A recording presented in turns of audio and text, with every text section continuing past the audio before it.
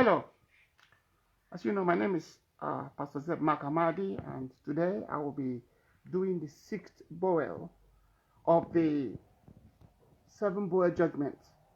And after this plague, there'll be one more plague before the end of the Great Tribulation, the 7 year Great Tribulation. Um, Now I'm going to read from Revelation chapter 16, from verses 12 to 16. I'm just going to read maybe two verses from there because it's a very long passage. It says, "Then the sixth angel poured out his bowl on the great river Euphrates, and its water was dried up so that the way of the king from the east might be prepared." You see, when this bowl was poured out to all the nations of the earth, to convince the presidents, the kings, the head of states of all the nations of the world that, for the battle of the great for the battle of Armageddon. You see, so this is to gather all the soldiers from all over the world to fight Jesus at the Battle of Armageddon. And I want us to know that this will be the final battle in human history. After this battle, Jesus Christ will come back again and will be ruling for 1,000 years.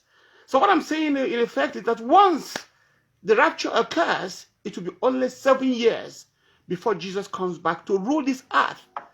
All the nations that we know will be there, except the human rulers won't be there anymore.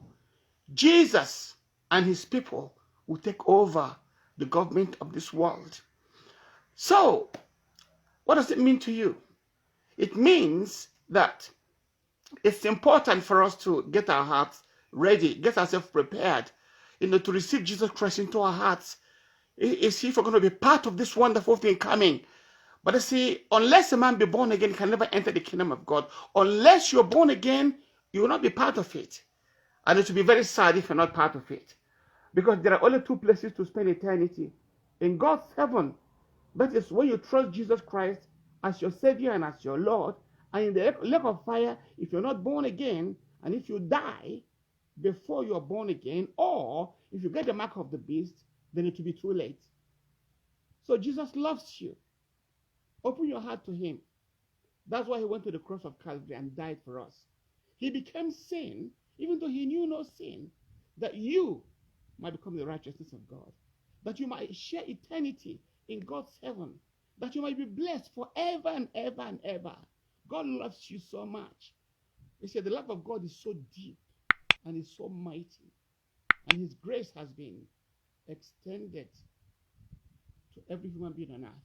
All we need to do is to combine faith with it, and then we'll have salvation in the name of Jesus. Combine faith in Jesus Christ. God bless you as you make up your mind. Amen.